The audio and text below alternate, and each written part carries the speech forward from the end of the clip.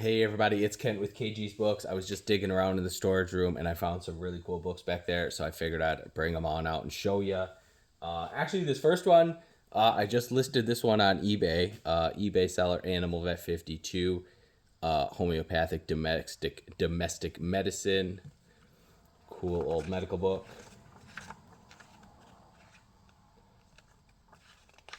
The Homeopathic Domestic Medicine by Joseph Laurie. Looks like it is edited by Robert J. McClatchy, published in 1883. Cool old homeopathic medical book. Show you a few pages out of there. I know I always do really good with homeopathy books. And this one's from 1883. Nice leather bound. Pretty nice condition on that one. So that one is on eBay. Let's see, I'll show you this one. This one I might auction off on eBay here in a couple weeks, so keep an eye open for that one. I just got it. I bought this from Puddletown Bookshop in the UK. The experienced English housekeeper for the use and ease of ladies, housekeepers, cooks, etc. That's an 8th edition by Elizabeth Raffold, published in 1782. Cool old leather cookbook from 1782. Let's see. To scallop oysters. When your oysters are open, put them in a basin and wash them out of their own liquor. Wash them out of their own liquor. Okay. Put some in your scallop shells. Stew over them a few breadcrumbs and lay a slice of butter on them. Then more oysters, breadcrumbs, and a slice of butter on top. Put them in a Dutch oven to brown and serve them up in the shells. That's how you cook oysters. To make lemon syllabubs. Take a pint of cream, put a pound of double refined sugar and juice to 7 lemons. Grate the rinds of 2 lemons into a pint of white wine and a pint of sack. Then put them into a deep pot and whisk them for half an hour. Holy buckets. Whisk them for half an hour. Put it into glasses the night before you want it. It is better for standing 2 or 3 days, but it will keep a week if required. That's how you make lemon syllabubs. Some sort of lemon juice or lemon dessert. To distill peppermint water. Get your peppermints when it is full grown and before it seeds. Cut it off at short lengths. What is that word? Fill your still with it. That's always confusing. Fill your still. They both have F's for S's. Fill your still and put half full of water. Then make a good fire under it. And when it is the night boiling and the still begins to drop, if your fire be too hot, draw a little out from under it. And you see it requires to keep it from boiling over. You'll have to buy it if you want to know how to make your peppermint drink, your peppermint liqueur. These next two are Fore-edge paintings. I always love Fore-edge paintings. Nice leather binding on this one. Gaugenzio Ferrari by Ethel Halsey, published in 1904. You got a nice frontispiece of the Holy Family. And then actually the Fore-edge painting says Season's Greetings there on top, and then has the Holy Family there. Nice picture of that in the Fore-edge painting. And then when you close it up, it disappears under the gilt edges. So beautiful Fore-edge painting on that one. Next, we got the Army List. Again, a nice leather binding. Doesn't look like much when it's closed. I'll show you the title page first and then show you the painting underneath. A list of the officers of the Army and Royal Marines on full, retired, and half pay with an index, 1827. So a cool book on British military history. And then again, this one is a Fore-edge painting, so I'm just going to fan the pages for you.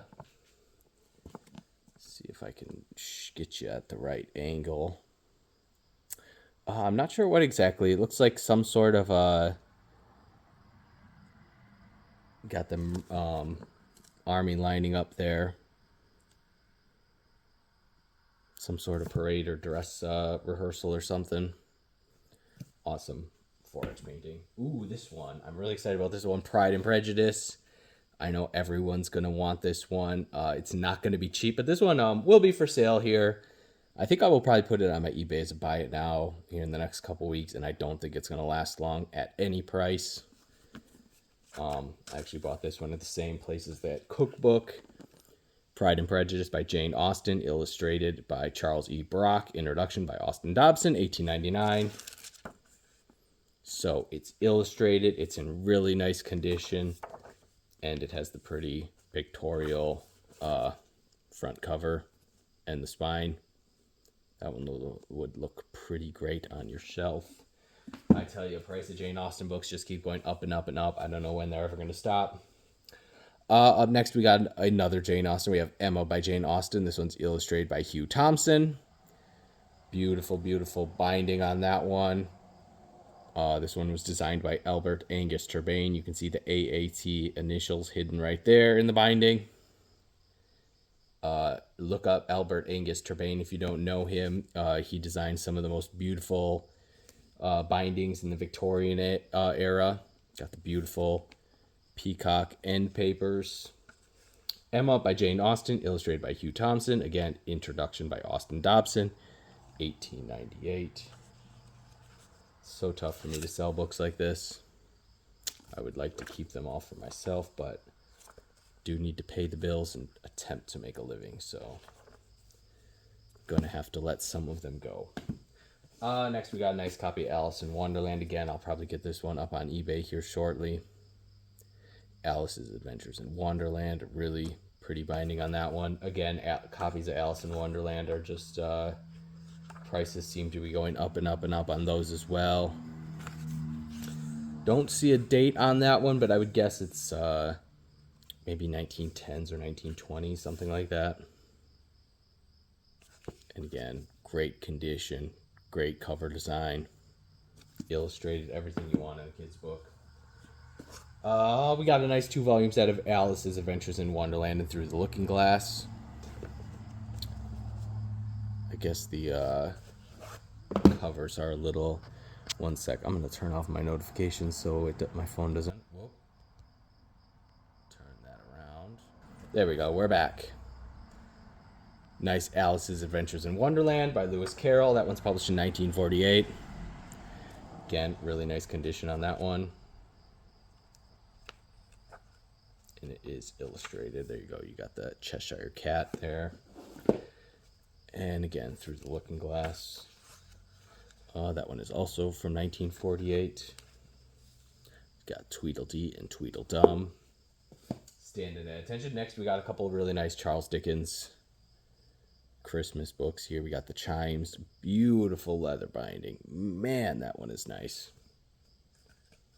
This one I bought at Midway, used in Rare Books in St. Paul here a couple months ago. The Chimes, A Goblin Story of Some Bells That Rang, An Old Year Out and a New Year In by Charles Dickens. That one was published in 1845.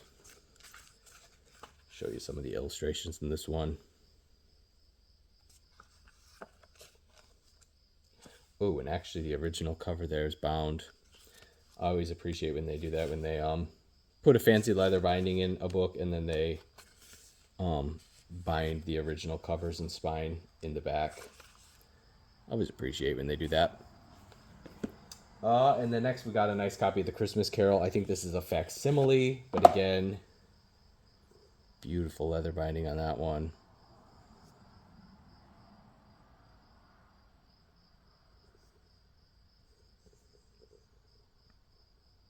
People always wonder where I come up with such great books, and I mean, mostly just because I spend crazy amounts of money on books every month. A Christmas Carol in Prose, being a ghost story of Christmas by Charles Dickens. This is a facsimile of the first edition, published in 1922. Again, I'll show you some of the... See, there we go. There's the original, what the original title page and frontispiece would have looked like on the first edition.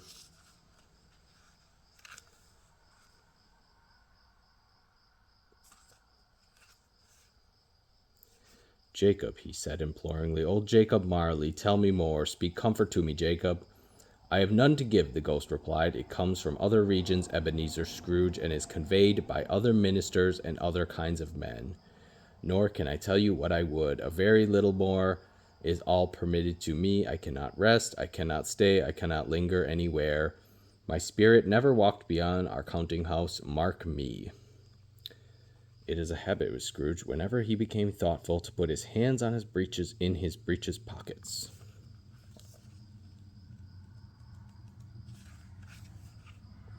The Last of the Spirits. Again, really, really pretty leather binding on that one. I'm not sure. I think I bought that one on eBay a couple months ago. Got another cookbook. A high-class and economical cookbook, or cooking recipes as used in the cookery school.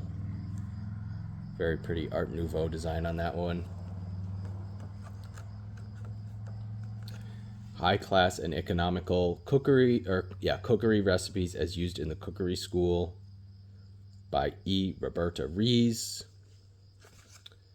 Let's see, the preface is dated 1907, so early 1900s. Oh, beef olives. What do we need? We need 1 pound of beef steak or fillet, 2 ounces of breadcrumbs, 1 ounce of suet, 1 tablespoon of chopped parsley, a tablespoon of chopped thyme or marjoram, 1 egg. We need some salt and pepper and a very little nutmeg and grated lemon rind if liked. 1 bite of brown sauce or thickened gravy. You're going to cut the meat into thin slices, 4 or 5 inches long and about 2 inches wide. Mix the suet, breadcrumbs, parsley, thyme, marjoram, and plenty of salt and pepper.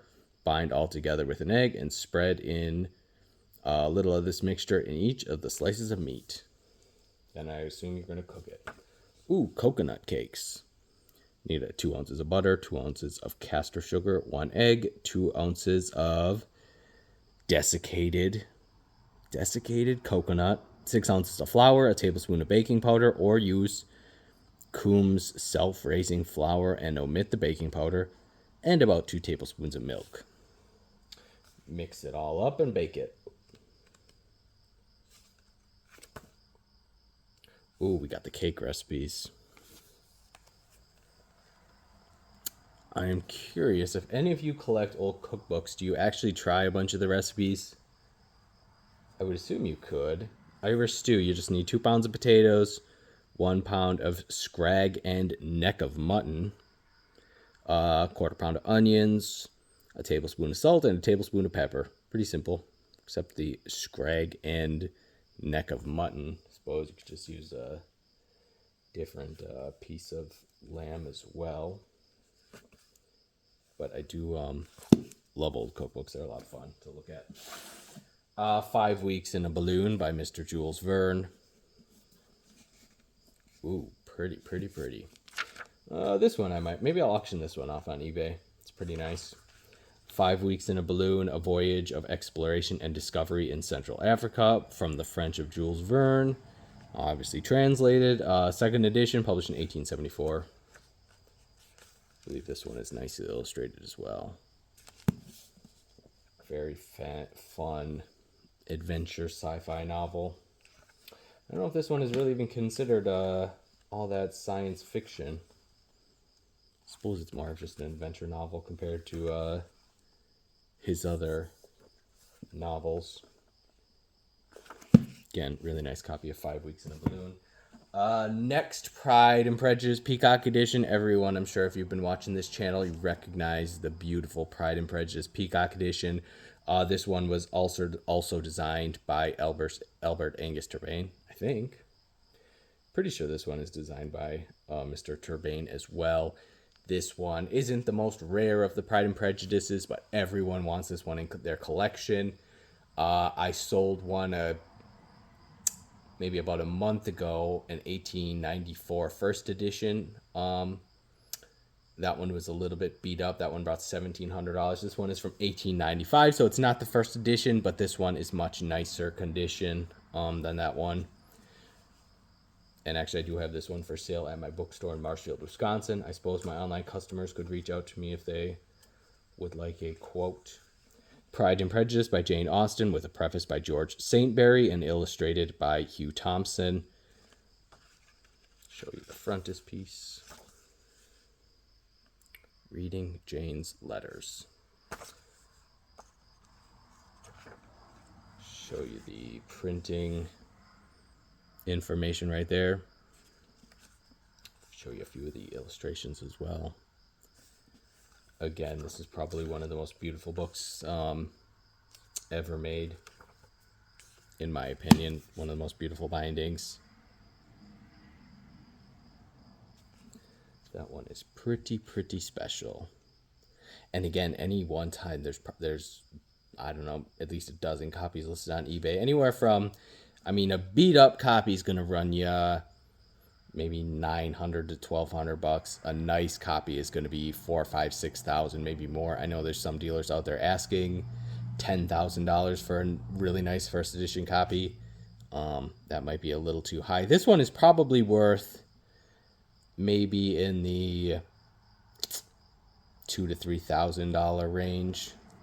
For like I mean, I personally would rather a nice clean second edition or whatever this is versus a beat up first edition. It's just me. Next, this one came from, I think it was Old Scrolls. There's probably a 0% chance I could find the bookmark here quickly. A bookstore in New York. I think it's Old Scrolls Books, out of New York. The owner actually was heading to Minnesota and stopped at my store and bought a few things, and then I checked out her website and found this one, and she mailed it to me as soon as she got back to New York. And again, I just really like the skull on the cover. Pretty cool mystery book. End of an Ancient Mariner by G.D.H. and Margaret Cole, 1934, published by the Crime Club Inc. and by Doubleday, Duran and Company. Check out the skull, or the skeleton and the anchor there on the title page. That's pretty cool. Again, just a interesting mystery novel. And again, someone's going to love that one. Probably just as much for the cover as they do for if they're looking for that title or that author. Up next, this one is one I bought a few months ago, actually. Haven't listed it anywhere yet or put it in the bookstore. Proofs of a conspiracy against all the religions and governments of Europe carried on in the secret meetings of the Freemasons, Illuminati, and reading societies. Collected from Good Authorities by John Robinson. This is second edition, 1797. Cool old book on Freemasonry and secret societies and the Illuminati. Probably lots of cool conspiracy and historical, political stuff in this one.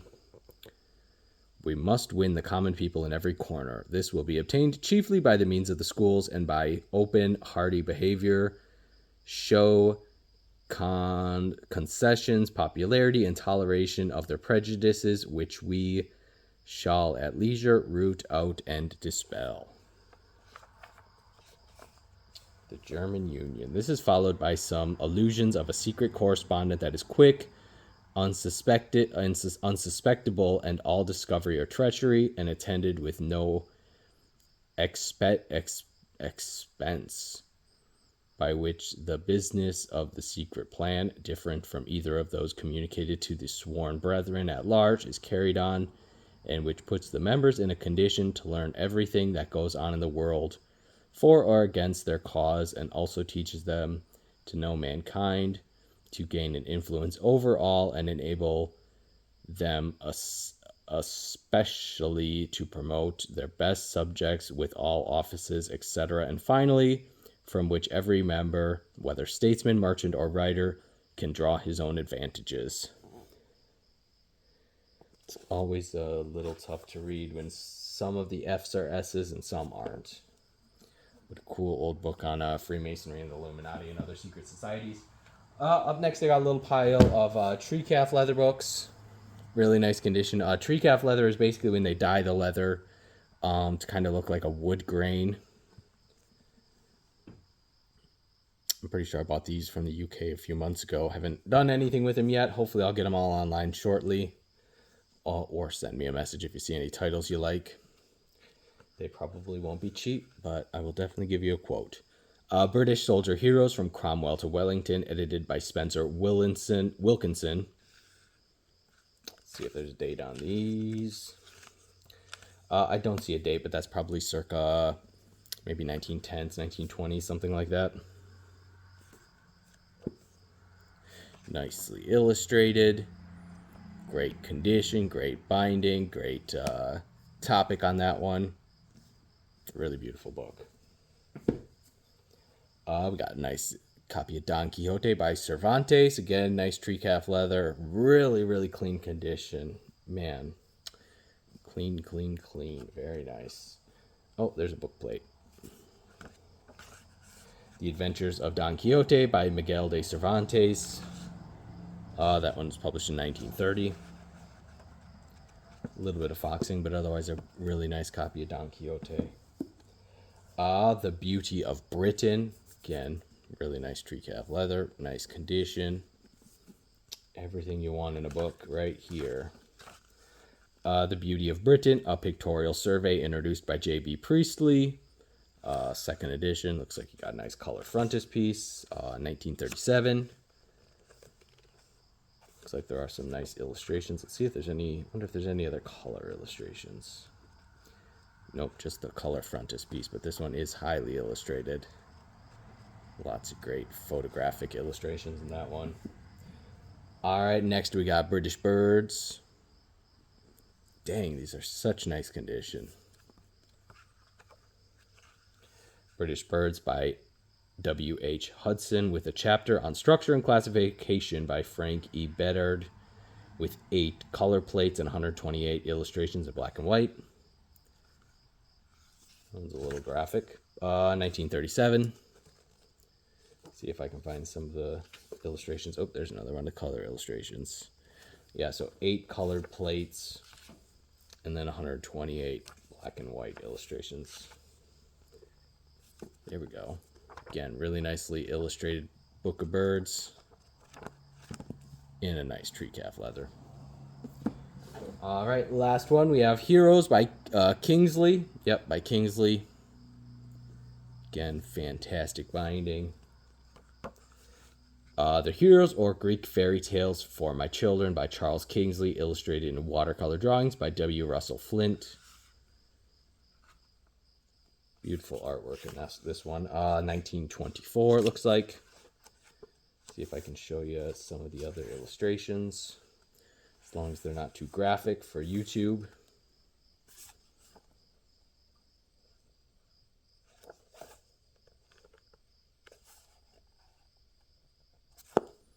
Great book. All right, well, thank you all for watching. I really appreciate it.